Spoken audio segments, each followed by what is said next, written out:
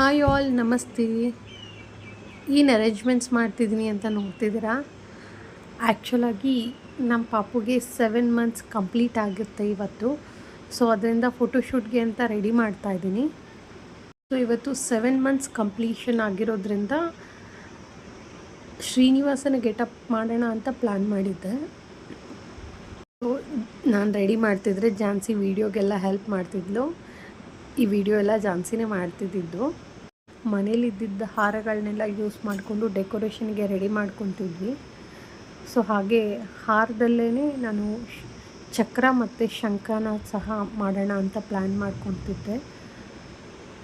ಇದು ಚಕ್ರ ಅಂತ ಪ್ಲ್ಯಾನ್ ಮಾಡಿದ್ವಿ. ಸೊ ಆಲ್ಮೋಸ್ಟ್ ಚಕ್ರದ ಥರನೇ ಕ್ಲೀನಾಗಿ ಕಾಣಿಸ್ತಿತ್ತು. ಈಗ ಶಂಖ ಮಾಡ್ತಿದ್ದೀವಿ. ಸೊ ಶಂಖ ಸ್ವಲ್ಪ ಡಿಫಿಕಲ್ಟ್ ಆಯಿತು, ಕೂರ್ತಿರ್ಲಿಲ್ಲ ನೀಟಾಗಿ.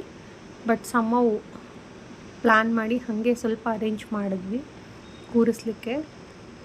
ಬಟ್ ಅಷ್ಟು ಪರ್ಫೆಕ್ಟಾಗಿ ಕೂತ್ಕೊಳ್ಳಿಲ್ಲ ಶಂಖ. ಬಟ್ ಸ್ಟಿಲ್ ಓಕೆ, ಚೆನ್ನಾಗಿ ಕಾಣಿಸ್ತಿತ್ತು.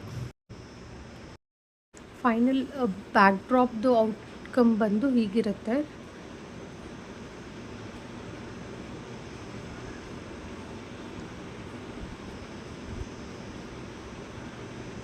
ಈಗ ನಮ್ಮ ಮುದ್ದು ಶ್ರೀನಿವಾಸ ಹೇಗಿದ್ದಾನೆ ಅಂತ ತೋರಿಸ್ತೀನಿ. ಎಷ್ಟು ಕ್ಯೂಟ್ ಇದ್ದಾನೆ ಅಲ್ವಾ? ನೀಟಾಗಿ ಫೋಟೋಸ್ ಕ್ಲಿಕ್ ಮಾಡ್ಕೊಳ್ಳಿಕ್ಕೆ ಬಿಡಲಿಲ್ಲ ಅವನು. ಆದರೂ ಎಷ್ಟು ಕ್ಯೂಟಾಗಿ ಕಾಣಿಸ್ತಿದ್ದ. ಇದು ಬರ್ಡೇ ಕ್ಯಾಪ್ಸ್ ಬರುತ್ತಲ್ವ, ಅದರಲ್ಲಿ ಅವನಿಗೆ ಕಿರೀಟ ಮಾಡಿದ್ದೆ. ಶ್ರೀನಿವಾಸನ ಕಿರೀಟದ ಲುಕ್ ಬರಲಿಕ್ಕೋಸ್ಕರ ನೀವು ನೋಡ್ಬೋದು ಯೆಲ್ಲೋ ಕಲರಲ್ಲಿ ಕಾಣಿಸ್ತಿದೆ ಅಲ್ವಾ? ಸೊ ಅದು ಸಹ ರೆಡಿ ಮಾಡಿದ್ದೆ. ಅದಿಲ್ಲ ಅಂದಿದ್ರೆ ಆ ಲುಕ್ ಅಷ್ಟು ಕ್ಲಿಯರಾಗಿ ಕಂಪ್ಲೀಟ್ ಆಗ್ತಿರ್ಲಿಲ್ಲ. ಇದೇ ಥರ ಅಪ್ಡೇಟ್ಸ್ಗೋಸ್ಕರ please do follow me and subscribe. Thanks for watching.